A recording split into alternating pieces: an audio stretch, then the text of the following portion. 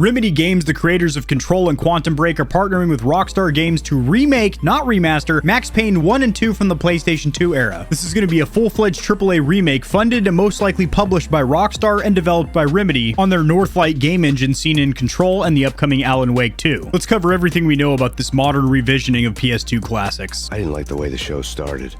They'd give me the best seat in the house, front row center. Let's get it.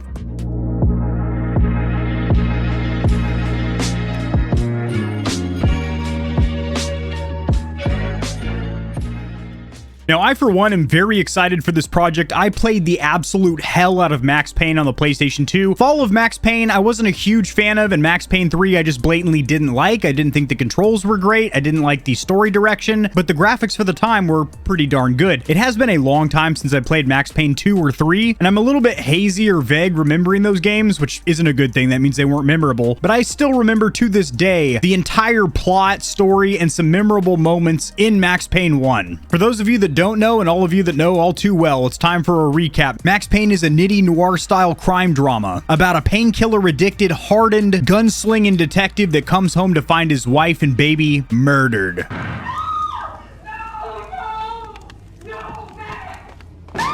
Michelle! Freeze! NYPD, drop it! Coming! You finished?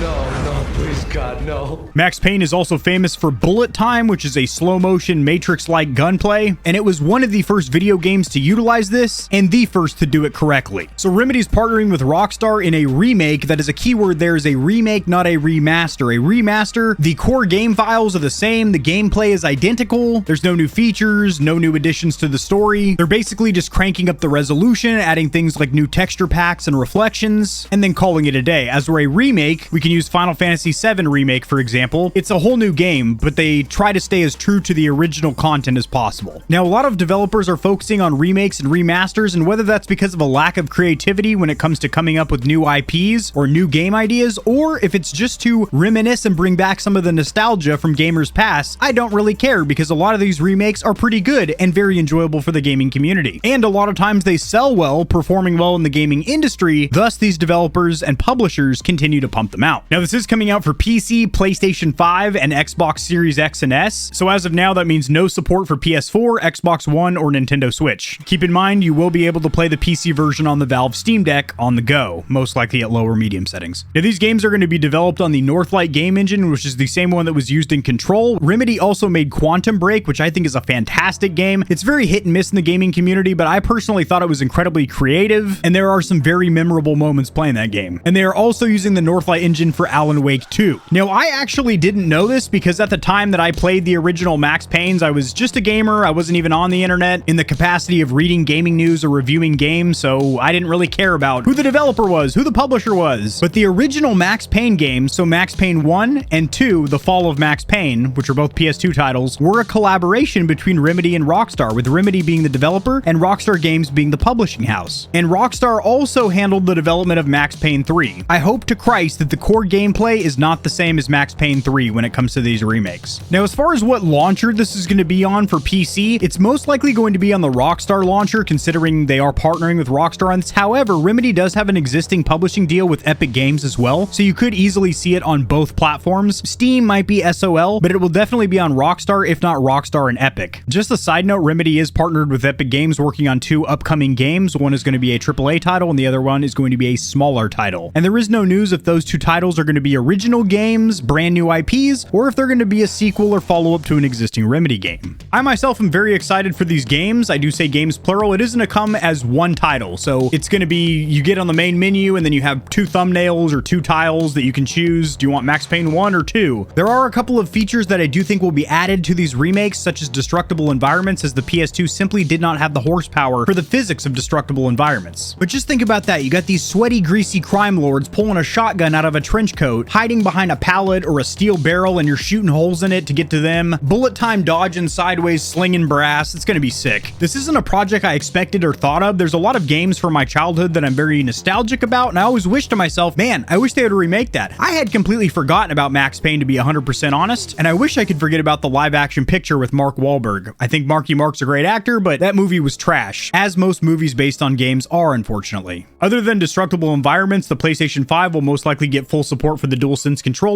so the adaptive triggers will have different trigger feels for different guns, different breaking points and resets, just like a real firearm, immersive vibration through the haptic feedback motors, and of course very good virtual surround with the Tempest audio engines on board the PS5, especially in conjunction with the Pulse 3D headset, which is built specifically for the PS5. There most likely will also be 2 graphical fidelity modes. I predict a 4K 30 mode with some degree of ray tracing, as thinking back, there were some dark corridors and some scenes where you're in subway tunnels and there's light bleeding around, and that would look fantastic on modern consoles. And then also a performance mode which will have a locked 60 frames per second. I do not foresee this being a 120 frame per second game. As for the story, I hope they keep it as true to the original as possible. If they could bring back the original voice actors, that would be fantastic, or keep the original audio tracks. Obviously they would have to lip sync or sync up the new lip movement or mouth movement from the CGI cutscenes that they're going to make. So they're probably going to hire new voice actors, but hopefully they are very true to the original and it captures that gritty crime drama as we remember it. My Beretta stirred nervously under my coat, but the train doors had already shut behind me, and I was in for the ride. I can't foresee there being any multiplayer. I can't really think of any logical way that a Max Payne multiplayer would work or how that would go about, but it would be nice if they added a little bit more detail in the story, because there were a couple of gaps that I think they could fill in now. They could use this opportunity, since they are remaking it, to add a little bit more background and sustenance to Max Payne and some of the other characters to make them more relatable and make the story that much more impactful. I personally am very excited for this project and can't wait to get my hands on these games. Peace. If you enjoyed the video, liking it helps it to get seen by more gamers. This information will reach and assist them as well, which in turn helps me grow this little channel, which I do greatly appreciate. Subscribe for more content like this. I cover news in the gaming community and industry, tutorials helping you get set up streaming and YouTubing, as well as honest gaming product reviews, keyboards, mice, headsets, controllers, mics, chairs, etc. There are some hefty exclusive discount codes found only in the description of my videos and only for the audience here at Gamer Heaven. Check out Into the AM for some of the sickest looking and most comfortable cloth to ever grace my gaming giblets. If you don't want to be scorching your corneas with harmful blue light, check out Gamer Advantage, the only blue light glasses on the market that look sexy and actually work. If you're looking for a custom controller that'll blow the competition's tits back, AIM definitively has the best bang for buck or price to performance when it comes to Xbox, PlayStation, and Switch controllers. Nope, they don't do Switch, but they do gaming mice. I said doo-doo. I have links to all my other platforms and socials in the description below. If you need a quick laugh or blast of gamer adrenaline, check my short form videos out at TikTok. To get in touch with myself and the Stallions and Stallionettes of Gamer Heaven, join the community Discord, and check me out at twitch.tv where I go live every other leap year on a blue moon if it falls into an odd calendar number, and my pH balance is on point. Just kidding, starting June I'm going to be live streaming a lot. Thanks for watching. This has been AK40 Kevin hosting Gamer Heaven, and I'll see you tomorrow because I upload daily, all the time, 60% of the time, sometimes, most of the time. Peace.